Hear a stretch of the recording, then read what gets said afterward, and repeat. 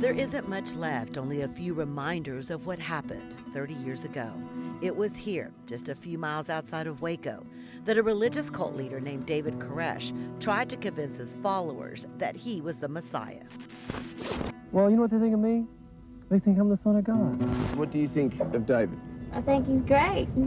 Yeah, how old are you? I'm 16. I love him as a brother. Do you believe he's the son of God? I hope he is. But to law enforcement, Koresh was a criminal stockpiling illegal weapons, including machine guns and hand grenades, and they believed he was a pedophile. David Koresh knew he was going to go to prison as a child rapist, and Messiah or not, he wasn't going to last long in prison. So on February 28, 1993, the ATF, armed with search and arrest warrants, went to the compound to seize the weapons and arrest Koresh. What happened next, 30 years later, still haunts those who were there. We talked to some of them who offered new insights. Former Agent Blake Boatler was one of the 76 agents on the raid.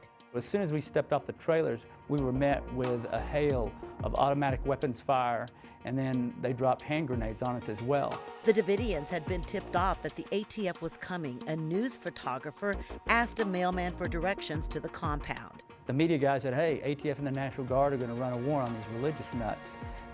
There may be some shooting, you better get out of there.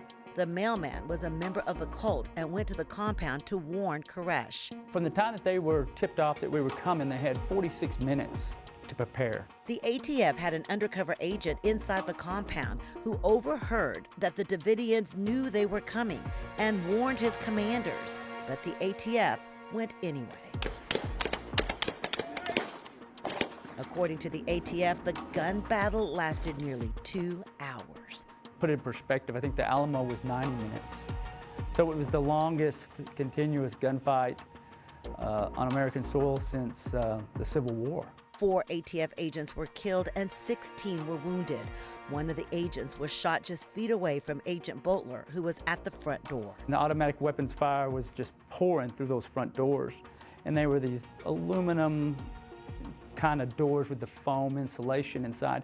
And so as the bullets were tearing through and going right by my head, it was like snow. The Texas Rangers estimated the ATF agents fired about 1,100 rounds, while the Davidians fired more than 10,000 rounds. Many of the agents who were there say they were ordered by the commanding officer to continue with the raid, even though they knew they had lost the element of surprise. And he made a decision on his own that we would move forward with the warrant. His exact words to us was, let's hurry up and do this. Ferris Rookstall, who worked with the FBI at the time, responded to the scene days after the shooting. He agrees the raid was a failure and also blames Koresh, who could have simply surrendered. You had two forces. You know, you had ATF and you had David Koresh. Both leaders put their people in harm's way, which got people killed. As the raid was going on, Koresh called 911. There's 75 men around our building, and they're shooting at us in Mount Carmel. Mount Carmel? Yeah, tell them there are children and women in here and to call it off. 6 Branch Davidians were also killed that day. Eventually, there was a ceasefire. The ATF retreated with their wounded. David Koresh was also shot and injured during the raid. The FBI was called in to negotiate a surrender. The siege lasted for 51 days. During that time, a few people, including some children, left the compound, but most stayed. On April 19th, the FBI decided to end the standoff by shooting tear gas into the compound. There were more than 80 Davidians still inside, including 28 children. The women and children went to this walk-in, what used to be a dry storage refrigeration type unit, which the FBI termed it the bunker. Outside the compound, the FBI used tanks to penetrate the walls, calling for the Davidians to surrender. What happened next horrified the world. The compound caught fire. Only 9 Davidians made it out alive. None of the children survived. So all these women and children were in there in this concrete room trying to get away from the fire. They couldn't get out, and they were buried alive with over 1 million rounds of bullets in there.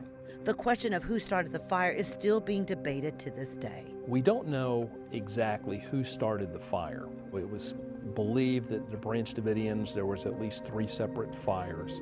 But in fact, the Davidians were actually overgassed. The FBI believes David Koresh was shot to death by his right-hand man, who then shot himself. In all, 76 Davidians died in the fire.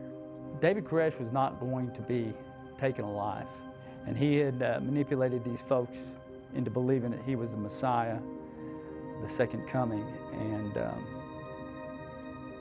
they followed him all the way to death. In Dallas, I'm Rebecca Lopez.